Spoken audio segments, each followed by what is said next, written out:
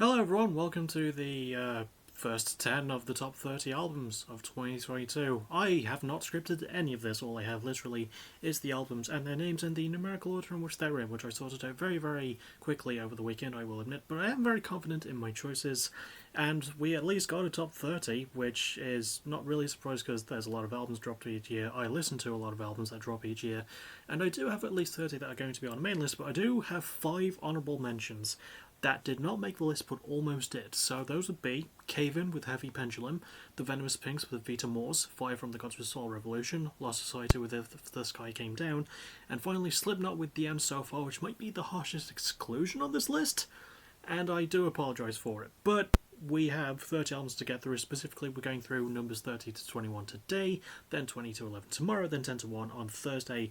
At least that's the hope. So I say we go through them. Also, my cat's joining me, so it's going to be a really good video. At number 30, and it's very narrowly making the list, hence why it's at number 30, we have 156 Silence with their album Narrative. So I was very hesitant to include this on the album, and it was almost something that didn't quite make the cut, as well as a couple of albums in this bottom 10, I guess you could say. But that doesn't mean it's not a good album. It doesn't mean any of these albums aren't good, because this album is really great. Just a solid example of hardcore punk slash very heavy hardcore punk with a really solid narrative story about the cycle of abuse and violence. It's a very well told and very gruesome story at times, but very realistically sound. It doesn't go over the top with anything. The performances are so passionate and so full of life as well. Like, there's a lot of belief and a lot of trust in the sound that the band has, and it works, and the production's really good too. Structurally wise, it does build up to some really heavy moments on occasion, and when it crashes down really nicely. So I mean that in a good way, crashes, just that would have worked. But either way, yeah, this is a really good album. Very solid hardcore punk, very solid modern day heavy hardcore punk, and for a band that is very new to a genre and that might be oversaturated, even though it is my favourite genre, 156 Silence are a really good band for it, and they've got the right attitude, so I hope that their next one also makes the top 30 whenever they decide to drop a next one. Hopefully they do. At number 29, we have Destroy Rebuild Until God Shows with their second album, Destroy Rebuild. This one comes 11 years after their sort of self-titled debut, and they broke up pretty much immediately after that album dropped, and I was very excited when they started teasing new music for the new album, and it did take a while for it to get to us, but it was such a well worth it wait as well. I think Craig Owens still sounds as phenomenal as he always has. I never really got into Chiodos, which is sort of on me. Let me readjust the camera slightly. There we go.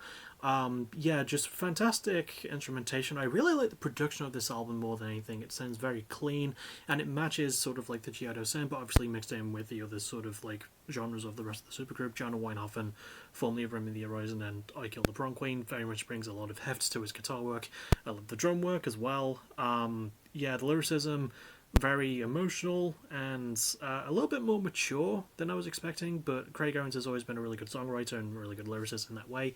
His delivery's on point too. I really like how it's paced out as well. It's kept mostly light and it's not as heavy as their debut, I'd argue, but it again just showcases more restraint, and I like that it doesn't really go as all in. It's focused on more of an emotional take and it really works, so maybe this album will work for you. I say give it a shot.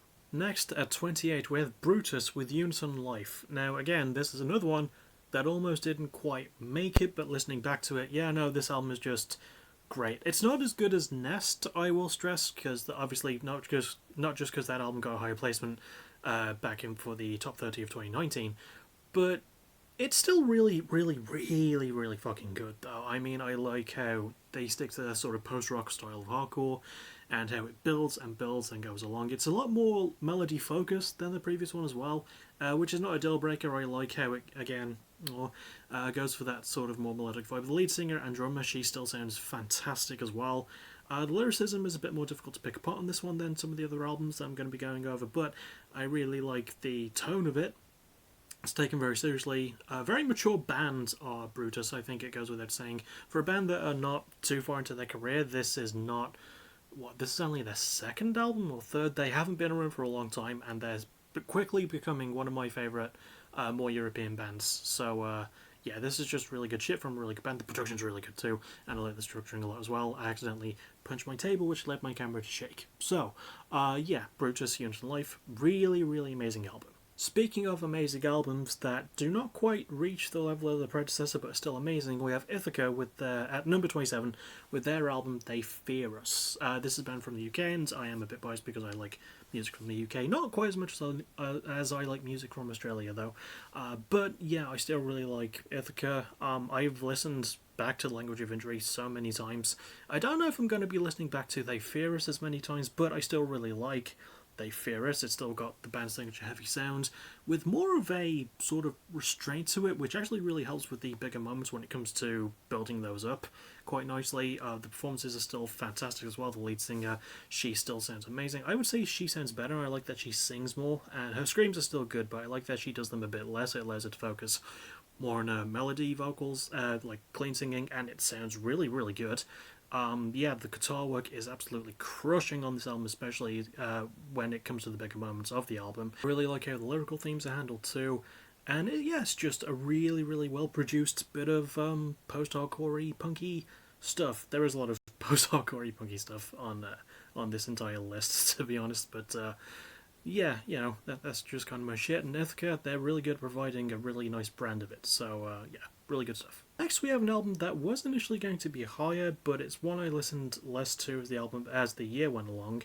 But we have Escape from the Zoo with Counting Cards, a good bit of scarcore punk for people. And I like me scarcore punk, and there was some pretty good scarcore punk this year. It wasn't as strong as, like, say, it wasn't as strong as like 2020 was in terms of scarcore punk, but this is still a really good album, really fun album as well.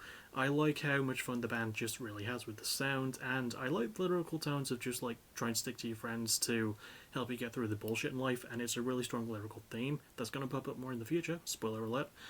Yeah, the instrumentation is really good too. I like that there's more focus on like guitar and bass work as opposed to brass instruments for a ska band, but it still really works, and when the brass instruments come in as well as the keyboard work, it fits in so naturally. Performances are great. I like how it's produced as well. The technical direction is really, really good.